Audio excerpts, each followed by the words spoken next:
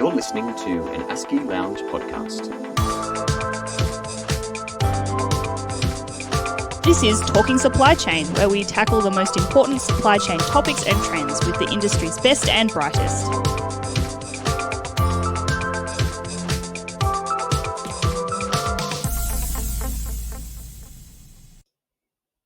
Welcome back to the ASCII Lounge. I'm Monique Fenech from Australasian Supply Chain Institute, and joining us on the ASCII Lounge today is Duncan Grewcock, Chief Commercial Officer for EV Cargo Technology. Welcome to the ASCII Lounge, Duncan. Thank you, Monique. Good afternoon, and good afternoon to all the ASCII members. Yeah, thank you. It's not the first time Duncan's been with us on this program and also on our webinar platform as well. So it's fantastic to see. EV Cargo Technology is a corporate sponsor of ASCII, so it's great to see them adding value to our continued professional development program. If you don't know Duncan, he has over 18 years of experience in management consulting, business process redesign and software implementations. And Duncan is an expert in product sourcing, PLM and supply chain management solutions. At EV Cargo Technology, he leads the global commercial team and is responsible for marketing, business development, account management, solution design, solution delivery, and the APAC P&L. So welcome, Duncan, and it'd be great to find out a little bit more about EV Cargo Technology for those who haven't heard of you guys before, and what it is you guys specialise in. So would you like to give us a bit of a rundown on that? Absolutely, Monique, and thanks again for the opportunity to talk to you today. Yeah, so we're EV Cargo Technology. We're part of a larger company called EV Cargo, which is primarily logistics focused. At EV Cargo Technology, we focus on designing, implementing cloud-based supply chain and sourcing solutions, mostly to retailers. We're quite fortunate. We're a global company. We have a large client base in Australia and New Zealand, which is great and exciting for us. We actually also work with UK retailers, some South African retailers and European retailers, which also helps because we can sort of sit and look at the differences and look at the opportunities across our customer base and try to transfer best practice from one geography to another. So our system, but basically our solutions are in supply chain, and one of our main solutions is like a control tower solution. So it provides supply chain visibility and control to our retailers. And obviously, in this such a challenging year that we've all had, and particularly our customers have been having with their global supply chains, there's quite a bit of interest and focus on our solutions, and both challenges and also opportunities, Monique, because it's not all easy, but it's not all bad as well. Yeah, I mean, I agree with you there. And I think that I'd love to dig into that a little bit further down the interview and ask you about Australia's particular challenges. But let's start out with the common pain points impacting retailers during COVID. What have you seen this year and will continue to see? Yeah, absolutely. Thanks. So I'll give some customer examples sort of later on, but I think to an extent everyone knows what the issues have been this year, and even listening to the news this morning in the UK with yet another strain of COVID and closures with the Channel Tunnel being closed, we're still having these themes impacting right now. But overall during the year, COVID has led to like mass store closures, huge drops in revenue for our clients. And what we found unpicking is some categories have been hit much harder than others. So again, maybe your members would find this pretty obvious, but the fashion apparel side have really, really been hit hard in terms of revenue and volumes, whereas some categories have actually outperformed. So some of the household brands in Australia have done very, very well. Those who sell outdoor furniture or home improvements, where we have people at home wanting to tidy up their properties. So they've done really, really well. And also the online sector's done really, really well and obviously boosted that sector. So it's been a bit of a mixed bag, and our supermarket customers have also done really, really well. And again, categories in those supermarkets have, some of them have really overperformed. So it's been a bit of a mixed bag.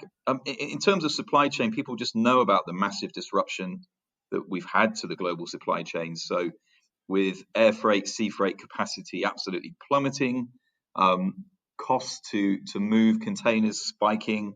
There's been port closures, delays, and I think as we speak now, there's a massive congestion issue both into Australia, with tens of thousands of containers, stuck at depots into Sydney, and also in New Zealand. There's a huge blockage into the ports in New Zealand, which is creating massive headaches for everyone in the supply chain. So for retailers themselves and all the logistics operators who are trying to move the stock. So really, really, really tough. And I think, Monique, I think everyone knows what those issues are. So what's interesting is industry observers and people like McKinsey are now trying to, identify the issues and look for opportunities.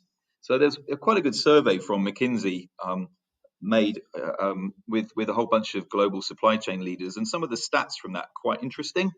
One of the key stats, of the people they interviewed, some 85% have said they're really struggling with insufficient digital technology in their supply chain. So, the physical supply chain has been broken, and the IT side is not working as well as it perhaps should do. Over 70% responded with issues with their supplier footprint, with issues with production and distribution, and of course, many are suffering from delays. So, quite a lot of issues that everyone knows about, but I think the key is trying to unlock some of the opportunities that there may be for us in our industry, for the rest of next year. I know that was a global study, the McKinsey one. However, what are the specific or unique challenges that Australian retailers faced given COVID? Yeah, I think Australia, New Zealand, if I compare with UK and South African markets, just for example, so much more closely integrated with Asia. So massive challenges when we had the first wave of COVID affecting the supply side. So I mean, you guys will recall in February, March, April, we had massive impact on factories in China and the logistics operators in China being seriously affected initially. And Australia and New Zealand retailers, rely so much both in terms of production but also value-added activity up in Asia. So really, really, really felt the pain more keenly than some of our other clients around the world, particularly through February, March, April in that first quarter. And now, obviously, there's the pain on the demand side and moving stock through the supply chain. But I just feel the extent to which Australian New Zealand retailers are reliant on and integrated with, and obviously we see the news around other disputes with China, but I think that's been really more felt keenly by the Aussie New Zealand retailers. Mm. And what about the point about you that you first mentioned? That stat was really amazing. 85% struggled with insufficient digital technologies in the supply chain. That's practically everyone. How does Australia fare on that front, Duncan? Um, I, I think same challenges and same opportunities. So I mean, we work with Australian sourcing offices, and we've worked with retailers that have tried to get more control of their end-to-end supply chain over the last 10, 15, 20 years, and I think that trend will just continue. So, if we look at some of the specific opportunities around digitization, so really the whole supply chain there is challenge and opportunity. So right from the beginning, in terms of diversification of product sourcing, being less reliant on single suppliers or single factories, I think we're going to see more and more of that from our Australia, New Zealand clients. So yeah, diversifying the sources. We're working much more closely with suppliers, getting more visibility of production status, and working collaboratively with suppliers. I think we'll see that theme continue. But actually, there's just opportunity throughout the supply chain. So not just some of the sourcing and production, but also the planning side and optimizing how product stock is moved and flowed. And trying to look for opportunities in logistics and distribution. So I think the themes are similar to global retailers, but I just see opportunities really through the end-to-end supply chain. And again, referring to the McKinsey report, I think many of the supply chain leaders globally again saw the same themes and felt there was a need to work on diversifying sources and even looking at things like dual sourcing of product. Mm, Um, yeah, and in the same report, it mentions that 93% of supply chain leaders said they plan to increase the level of resilience. We hear a lot about resilience. What does it mean to you, Duncan? um, Yeah, that's a good question, Monique. I think um, I think at the simplest level, because sometimes some of these concepts can get quite complicated. I think at the simplest level, it involves working extremely closely with your trusted supply chain partners and suppliers, and working more collaboratively with them. So technology can help there. So by increasing visibility of orders, order status, production status, getting more control and understanding of where your product's at in your supply chain. And really, you can only really do that by working more closely and more collaboratively with your supply chain partners. I mean, that's a key part of it. But there's also, and similarly with visibility, so as we move down the supply chain, so being able to have more accurate data and information as product flows through the supply chain and understanding. So at the moment, there's lots of challenges with carriers and making sure that stock is booked onto the right vessels, it actually leaves on time, making sure stock flows on time through the destination or into Australia and through the ports. So having good visibility of where the stock's at, making sure things happen on time, but being able to hold your supply chain partners to account if they're not able to meet their commitments and having the right information in order to do that, that's absolutely critical. So at the bread and butter level of just controlling stock. But I also would say, resilience means looking for a bit more advanced opportunities. So and we see talking to customers, I mentioned earlier about how some categories have been doing so well, but making sure that they take advantage of those opportunities. So concepts like moving product and product flow. Identifying your key product categories and making sure they're prioritized through the supply chain, right the way from um, production stage and then moving the stock and then prioritizing the stock as it goes through the stages, right the way into your warehouses. I think that's a key point, and making sure that we work with clients in product flow concepts to ensure that the right product flows and there's no stock that will be missed and that you won't have stock outs through lack of stock. These are sort of areas that I would see a bit more advanced, but also would count as having a resilient supply chain. Yeah, great answer. I could unpack that, but it's just so succinct how you described that, and I think that you're right in the sense that the flow, if that's mapped out, then you can really start to see opportunities, like you mentioned, and advancements in that supply chain. So, so it sounds like you can work quite well with your clients on advancing their supply chain and being more resilient. How else can EV cargo technology help?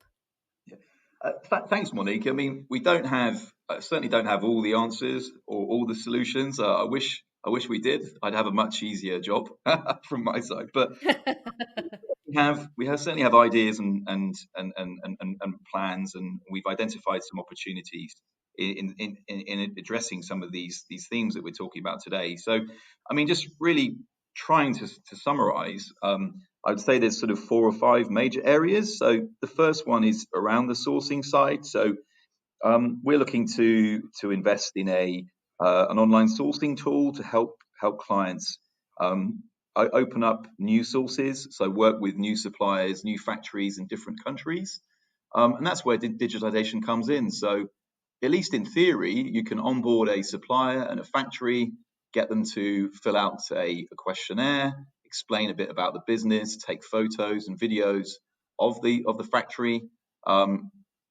publish all that information, and actually publish product details and product pricing all online.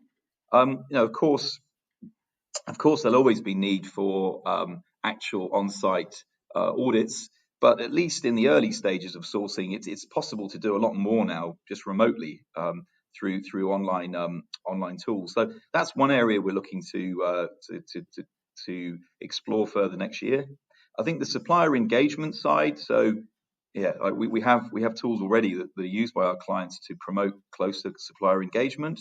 So having suppliers share their own information, as I said earlier, and sharing documents and videos with suppliers, but also just getting suppliers to collaborate through the end-to-end supply chain processes, as I said earlier. So that's something that we would like to continue to offer. Visibility and control of the supply chain. So that's really the ABCs of what we do, and that will continue to be important. But we're also looking to get into more advanced techniques. So we talked about product flow, which we see as a great opportunity. I think further advanced planning tools. Now this might sound a bit freight related, but just from understanding in the next, say, 2-3 months how much stock is due to ship from different sources, just helping our retailers and their logistics partners plan the right way to move the product. So should it move by sea? Should it move by air? What container size? What percentage of the product should be consolidated, et cetera, et cetera. These are good areas for us to go into further. And one area we haven't mentioned, Monique, which was also called out in the McKinsey report, is around CSR. So one upside that we will all notice, and looking out the window now in Hong Kong, there's blue sky everywhere. We've Wow. a big improvement to the environment. So we also see opportunities with continuing this theme of helping supply chains contribute to CSR initiatives, and there's an area around packaging that we feel that is an opportunity we could help by allowing retailers to reduce their packaging footprint through technology. Sorry, Monica, there's another long answer there. No, that's fine. And you reminded me of the great podcast, a webinar that we did with APCO, the packaging covenant, and that was going back a year ago, I think. But we're really heading fast towards our 2025 targets for packaging, so it would be good to regroup again next year with APCO and yourself and look at some of those CSR initiatives that you have available, but also tie in our members back in again with their targets and APCO and how they can move forward on that. So yeah, you just reminded me of that, which was good. Yeah, no, there's a lot of ways that you can help there. A lot of it is a real partnership, isn't it? What you're actually working on with your clients is really intense, and some of it's practical, and some of it is also very strategic. I mean, helping them build,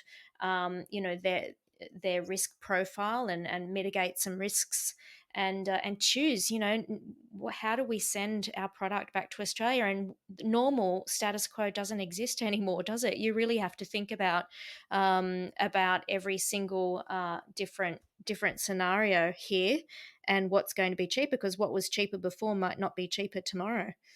Yeah, correct. And I don't want to overcomplicate, but when there ends up being multiple options and multiple decisions, that's where obviously technology can help a little bit through automating some of these decision-making processes. So yeah, absolutely. It's not, there's definite opportunity there for us in tech, and we'll try and continue to stay as close as possible to our customers and unlock some of these opportunities with them. Yeah, well, we'd love for some of our members who are retailers to get in touch with you and find out a little more about how you can help their processes as well, and build their supply chain resiliency. What's some takeaways for you from the McKinsey study, and what you've seen this year, Duncan? Yeah, thanks, Monique. So I think in our chat today, even in our short chat, I just probably re-emphasizing the focus on digitization and trying to to look at the supply chain holistically and digitize as many parts of it as possible. And obviously the importance around of visibility of the end-to-end supply chain processes. And also the emphasis on collaboration and closer working with suppliers, as I've said earlier in this chat. So there's plenty of areas for us to focus on in 2021. Actually, so maybe I can share a few more of our plans. Yeah, I'd love to know for what's next for EV Cargo Technologies. What have you got planned for 2021? Thanks, Monique. So in addition to a couple of things we shared earlier around the tools for strategic sourcing and doing more work, developing planning tools and execution tools. So in addition to that, there's other areas as well. So actually, it is an exciting journey with EV Cargo Tech, and I kind of started at the beginning saying how we're the technology division. The EV Cargo group, we have quite a bold vision, which is we will transform logistics into a technology industry. So that is our focus for next year. So, and we've talked about some of the ways we'd like to do that during this discussion. But that would really be our goal. And there's just so many areas and opportunities. One of the other ones I haven't mentioned today is we've built a on-demand warehousing tool that's being used by clients around the world. That also helps in times where there's shortages of warehousing space. We allow customers to place or effectively load their space available, their warehousing space available into our solution, and then allow importers, small, medium, large importers who need storage at short notice to then log into the solution and book the warehousing space. So that's another area we feel that would be an opportunity for us. We haven't launched that in Australia, New Zealand so far, but something that we feel would be an opportunity. We're finding in the UK at the moment that with this massive spike of stock, particularly for the PPE equipment, people just need to find areas to store product at short notice. So that's another area for us to look at. I guess we've talked a lot about technology and process, Monique. The other area, just from a people side, and again, we thank you for the ongoing relationship with ASCII. We hope to deepen it further. We have a new colleague who started with us in Sydney as our key account director, Aitor.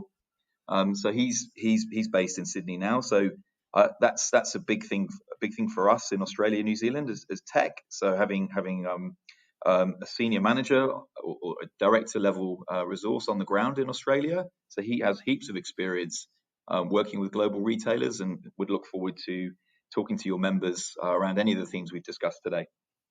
Oh, that is great to hear, Duncan. And Aitor, we'd love to meet him. And at our first get together, which is, 23rd of February will be our first get together. We'd love to see Aitor there attending and, introduce him to as many of our members as possible so he can hit the ground running. But it sounds like you have a fabulous year planned for next year. And we wish you all the best. Let's hope it's a better year than 2020, Duncan, and we hope that you have a nice, somewhat relaxing break, because you definitely deserve it after the year that you've had with your clients and helping them through what has been, a really challenging time. Monique, thank you so much. Just want to wish you and all your members a very Merry Christmas. And because I'm in Asia, I have to say happy, healthy, but also prosperous 2021, because that's what we all say over here. So look forward to catching up with you next year. Great, Duncan. Thank you very much for joining us. Thanks, ASCII members. Have a great break, and we'll see you in 2021. Bye for now.